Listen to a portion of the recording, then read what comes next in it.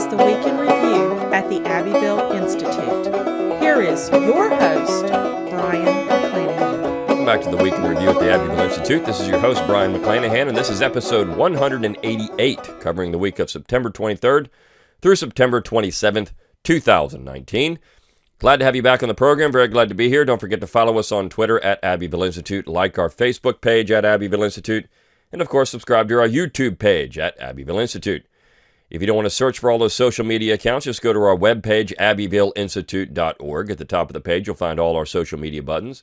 You'll also find our Amazon Smile button, so if you want to contribute to the Institute while you are shopping at Amazon.com, just click on that button, make us your preferred nonprofit organization, and we get a little change while you purchase a few things at Amazon. So it's a great way to support us without doing anything.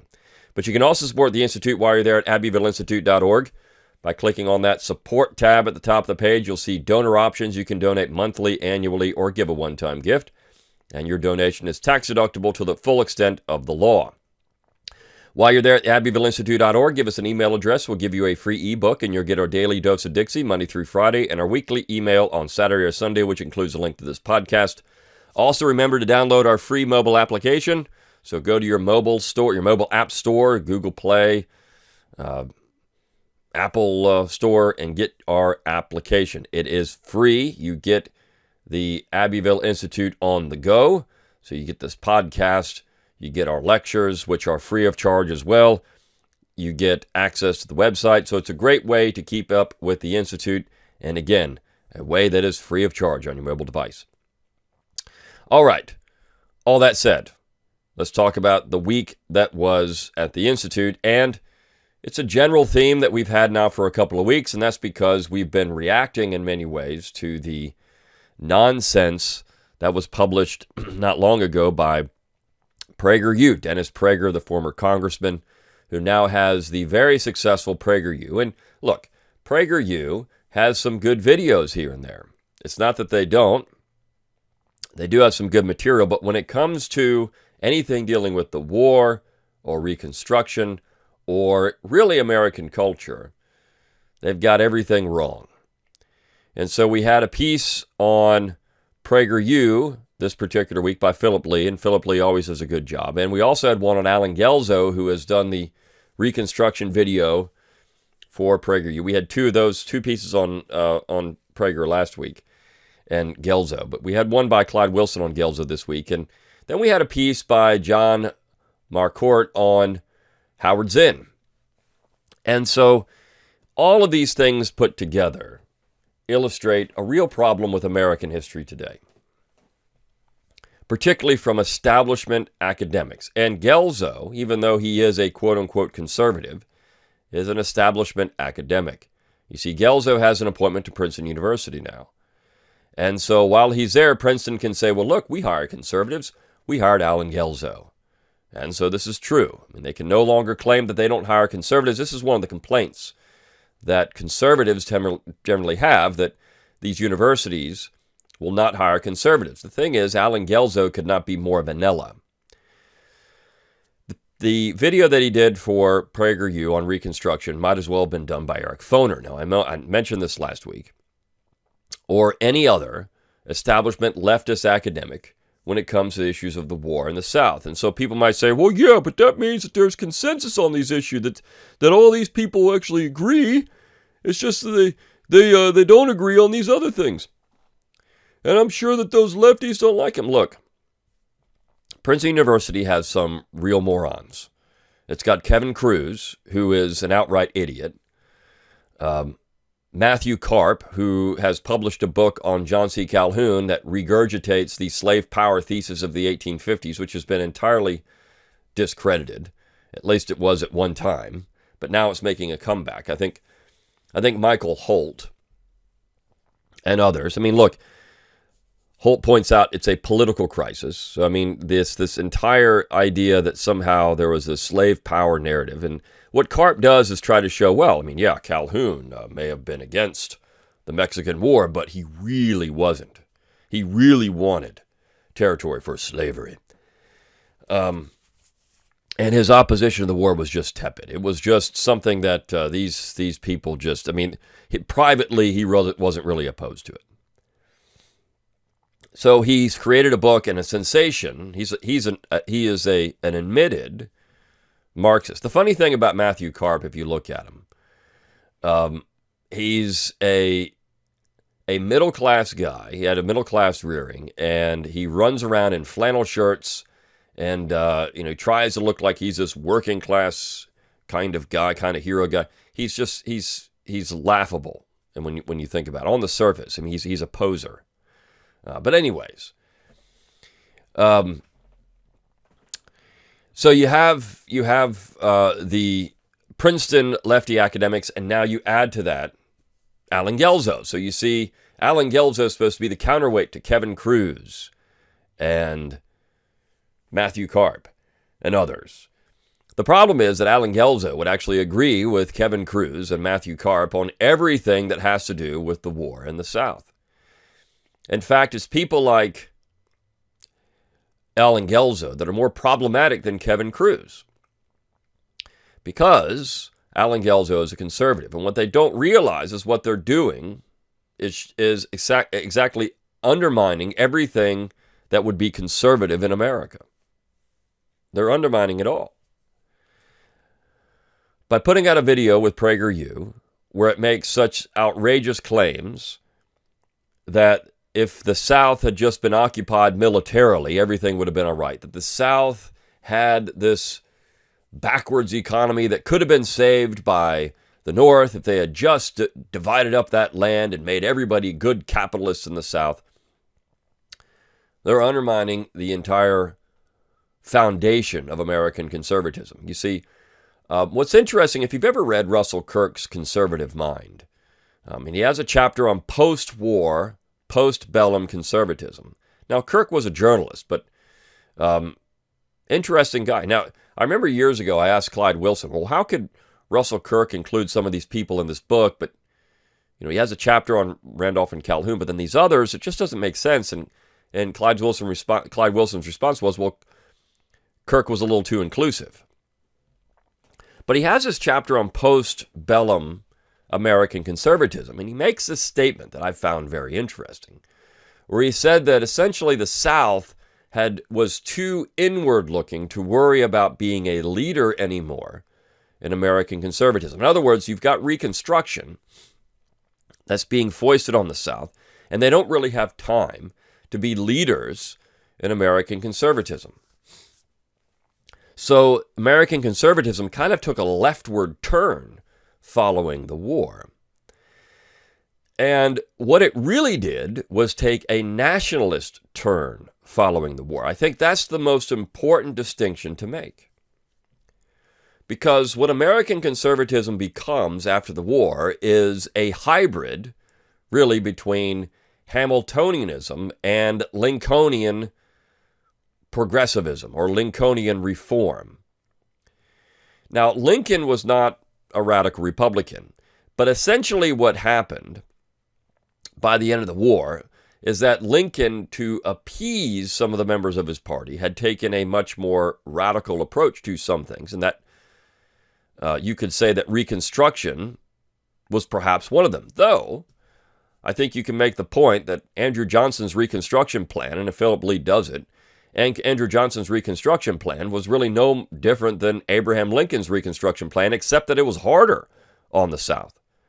So Gelser's running around saying, well, Lincoln dying, this was it for Reconstruction. If Lincoln had just survived, Reconstruction would have been this glorious episode in American history. I think if Lincoln had survived, Lincoln was trying to create a new type of conservative party in America that would have been a hybrid. It would have had Southerners in it. It would have been basically the old Whig Party is what he was trying to put back together.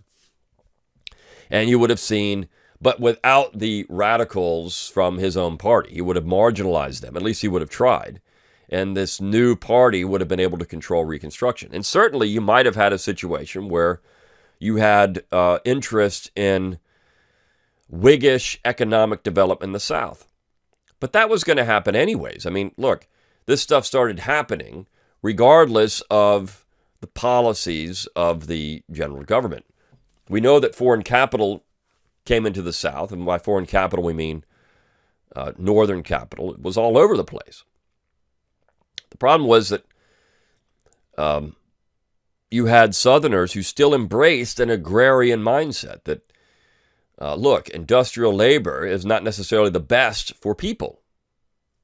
Now, one of my favorite pieces that I've ever written for the Abbeville Institute was on the Callaway family of Georgia. And the Callaway family eventually realized that to make money, you're going to build textile mills.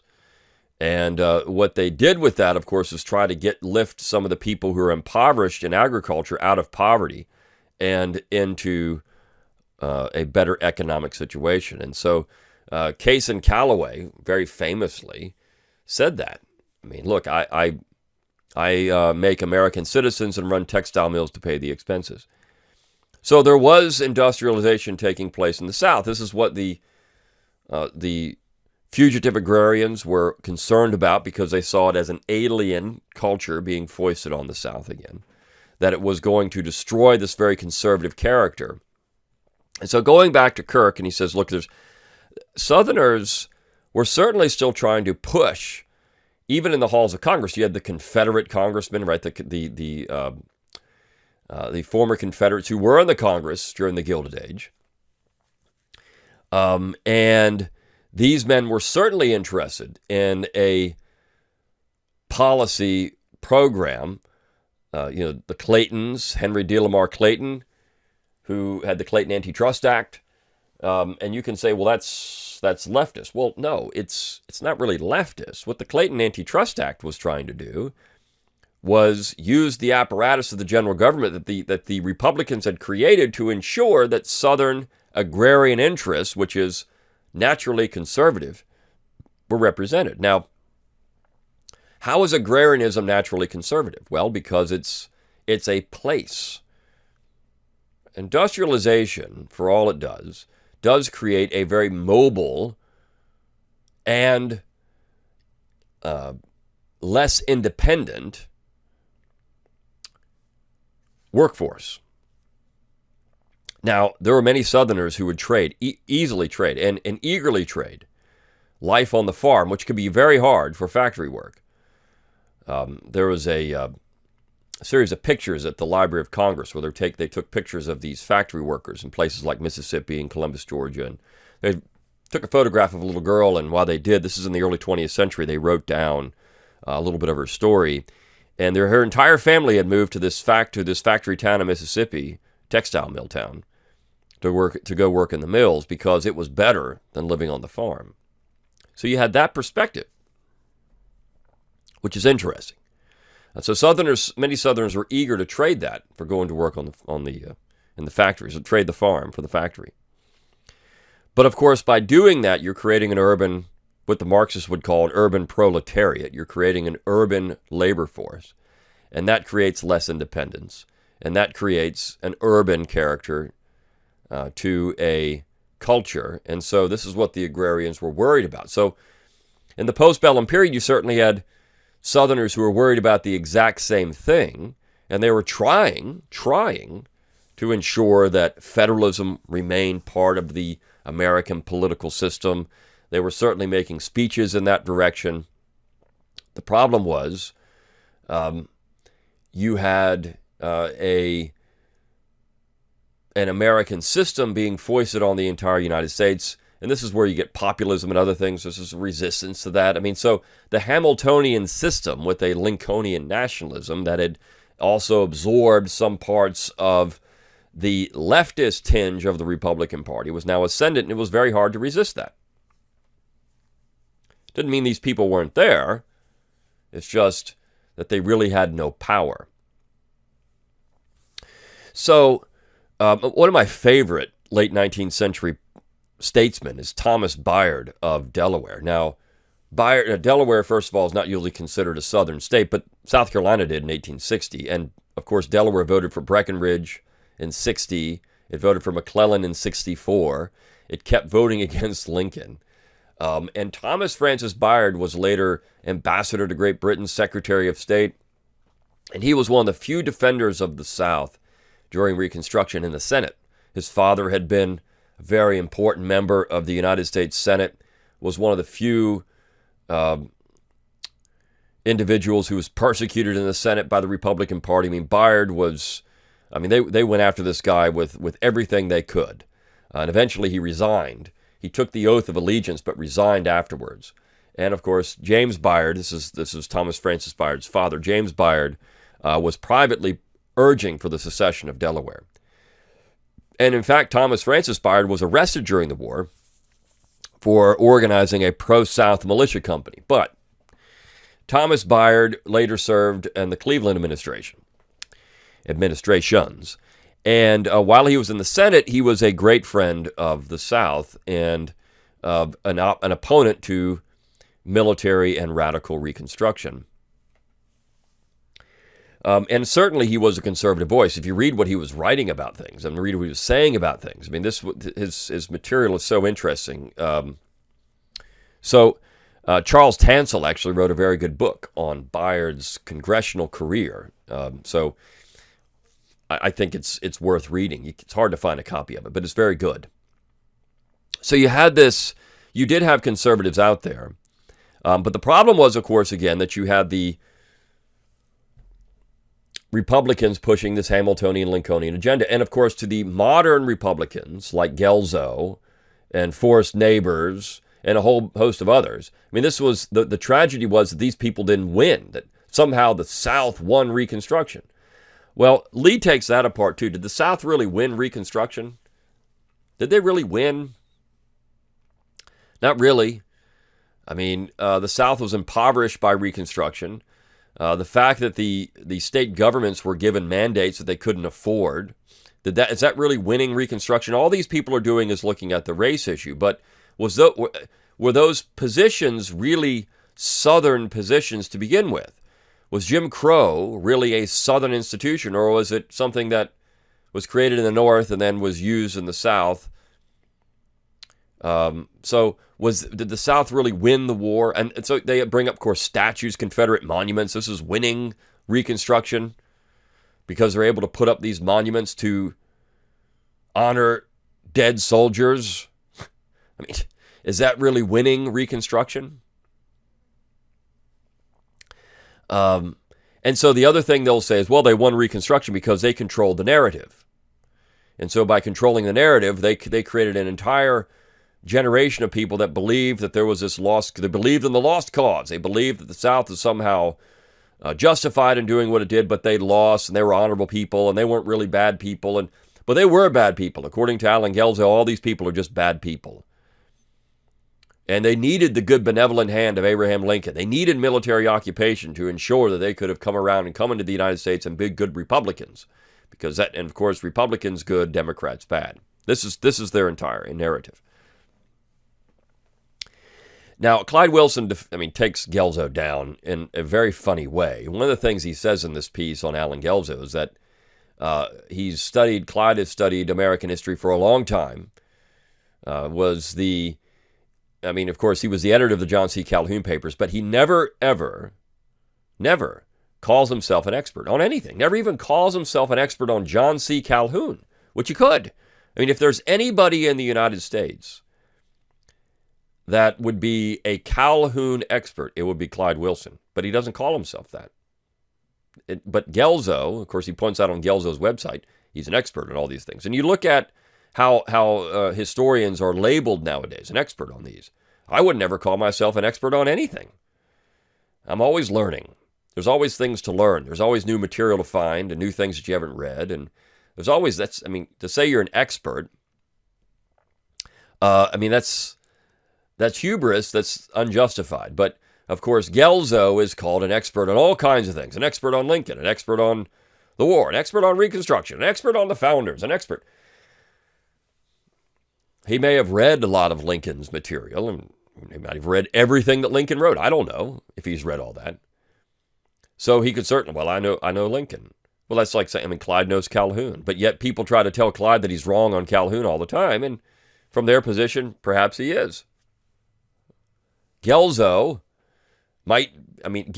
there's Somebody sent me an email one time where it said that Gelser believed, and essentially that Lincoln was, almost a God incarnate on earth. I mean, this is how. So Gelser, I can just imagine Gelser's daily routine. He probably has a statue of Abraham Lincoln in his house somewhere, which he genuflects to and lights a candle in honor of every day. And maybe before he has a meal, he prays to Abraham Lincoln. I don't know. Sings hosannas to Abraham Lincoln. Another contributor to the website sent me some correspondence he had with Gelser, and where these two went back and forth, and Gelser ended up calling this guy a leftist, and which is just so funny. But Gelser essentially will not, and he told this individual that, well, you're reading all the wrong sources. So sources that disagree with you are the wrong sources, but Lincoln is the right source. I mean, this is the kind of stuff that Gelser does. He's really just a hack. But he's gotten all these positions at Princeton and, of course, at Gettysburg College, and he goes around on the conservative circuit. Don Livingston took him down in a debate on nullification and secession. The students in attendance voted that Livingston won the debate, but Gelser was mad the whole time. This was rigged against me. He called the student a traitor. I mean, this guy. He comes off. If you look at the picture we use on the article, he's smug with his arms crossed, like he knows everything. This is Allen Gelser. And he's problematic because he's quote-unquote conservative. But he's really, again, undermining the entire conservative position in America. Kirk pointed out well that American conservatism really is John C. Calhoun and John Randolph of Roanoke. That is American conservatism. And if you read Calhoun, particularly his disquisition, it is an amazing work of political philosophy. But of course, most people won't read it because they just get stuck on John C. Calhoun and slavery. So all of these pieces this week, look, Howard Zinn, James Loewen, John Marquardt's piece on the Marxist takeover of the interpretation of Reconstruction goes back to Howard Zinn and James Loewen. Lies My Teacher Told Me, which we've talked about on this podcast before. Zinn's People's History of the United States is now a required textbook in some southern states. It is an absolute embarrassment that this is the case. But of course, Marquardt points out that the SPLC, which is now has always been a discredited organization, but now even mainstream sources are saying, yeah, these people aren't really that reliable. I mean, this is just a fundraising operation to make some people rich. I mean, it's a joke of an organization. But they've pressured southern states to even adopting Zinn's book as a textbook on the war and Reconstruction. I mean, ridiculous. It's a piece of communist propaganda. I mean, and I say that, I know a lot of people throw around the term communist. Zinn was a communist. It's communist propaganda. He's openly a communist. So, I mean, there's no hiding that. And look, Eric Foner is a Marxist too. So, I mean, his work is generally Marxist propaganda. You can't get around that. I mean, look, and people would criticize me when I write things. This is a conservative screed. His work is a conservative screed. Pro-South, neo-Confederate. But when you point out the other side, you can't say that about these people. This is even-handed. This is objective history. It is? Are you sure? You sure that Howard Zinn's political leanings didn't influence his writing? Or how about James Loewen, who's a sociologist, not a historian? Or how about, and that's funny because it's often you pointed out maybe Don Livingston's a philosopher, not a historian. James Loewen's a sociologist, which is, look, you could make the case which is more important, philosophy or history. You can't make the case about anything with sociology. So, I mean, Loewen's an even worse position to be a historian than a philosopher. At least Livingston was studying Hume, who was a historian. So, anyways, as well as a philosopher. Loewen just writes polemics. So, and which of course have been discredited and shown that they're ridiculous. Same thing with Zinn. Both of these books have been ripped apart over and over again for their falsification of material. And One of my favorite things that Lowen does is try to make a case that somehow the Olmecs in South America were really Africans because of the statues. I mean, this is like out there conspiracy theory kind of stuff that's now promoted around as a great book. It's ridiculous. So, regardless, you have all this stuff that's just awful. And then you have, for the week, Karen Stokes and her piece with the very first line. I love it. The very first line of this piece. What does the South have to offer that is valuable to humanity, to civilization? And she says, in 1939, the Pulitzer Prize-winning historian Douglas Southall Freeman proposed an answer to this question in his book, The South to Posterity. He says that in presenting the works, she says, in presenting the works of Confederate literature that had the most sincerity, human appeal, and enduring interest, Freeman was also making a petition to the court of the time. He maintained that these works of historical literature would always stand as solid evidence that the South had, quote, fought its fight gallantly, and so far as war permits, with fairness and decency, that it endured its hardships with fortitude, that it wrought its hard recovery through uncomplaining toil, and that it gave to the nation the inspiration of personalities humble and exalted, who met a supreme test, and did not falter. Freeman made his case for the South to the final tribunal of history and proclaimed that these words should be written across its record. Character is confirmed. Early in the 1930s, she writes, the celebrated English writer and critic G.K. Chesterton gave his thoughts on what the Old South had to offer the world in his essay on America, in which he asserted that, although the 20th century was the age of America, there was, quote, a virtue lacking in the age for want of which it will certainly suffer and possibly fail. That missing virtue, according to Chesterton, was honor. America, he wrote, is crying out for the spirit of the Old South, and we need the Southern gentleman more than the English or French or Spanish gentleman. For the aristocrat of old Dixie, with all his faults and inconsistencies, did understand what the gentlemen of old Europe generally did not. He did understand the Republican ideal, the notion of the Christian, of the citizen, it's early, of the citizen as was understood among the noblest of the pagans. That combination of ideal democracy with real chivalry was a particular blend for which the world was immeasurably better, and for the loss of which it is immeasurably the worse. So, Chesterton got it. Freeman got it. Neighbors, Gelser, Foner, they're all the same. Zinn, Lowen. I mean, look, Gelser might as well be writing books like Zinn and Lowen. And of course, he would chafe at this. No, I'm a conservative. These guys are wrong. Well, you agree with them on these positions. Chesterton's pointing out what the South, and of course, there's many other, H.L. Mencken, so many other people were saying these things about the South and Southern culture and what it was, the loss of that and what it would do to America. Not alone in this. And so this is the key to understanding what happened in America. Where did leadership go?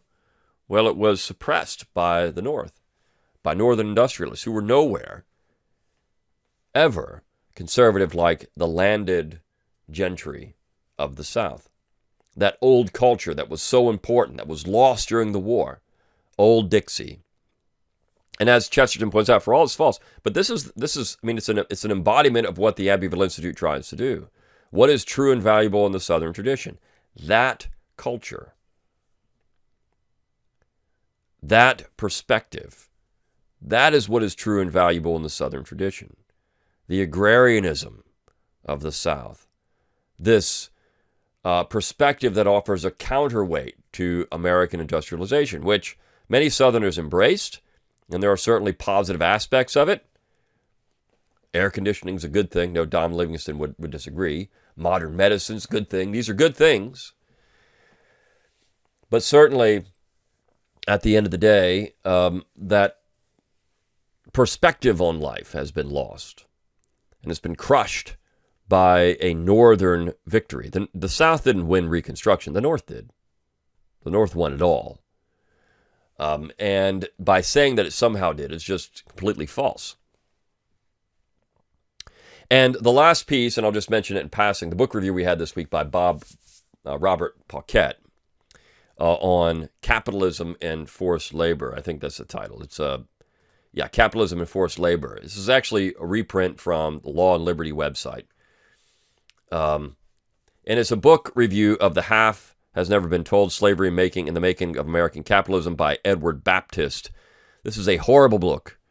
It is the basis of the 1619 Project for the New York Times, and Paquette rips it apart. Paquette is one of the leading historians on American slavery in the United States, and this particular Edward Baptist book is just downright, I mean, he points out it's falsification. You can go through the book and find where he just makes stuff up. Paquette has actually helped edit a book on American slavery with Mark Smith of South Carolina, who is by no means a conservative. Smith was one of Genovese's, sort of one of Genovese's students. He actually was at University of South Carolina, but Smith was certainly a fan of Genovese and knew him. And Smith was a Marxist, and so you have this very interesting debate between Genovese and Fogel and Engerman. But if you want to read books about slavery, read Genovese, read Fogel and Engerman, forget Edward Baptist.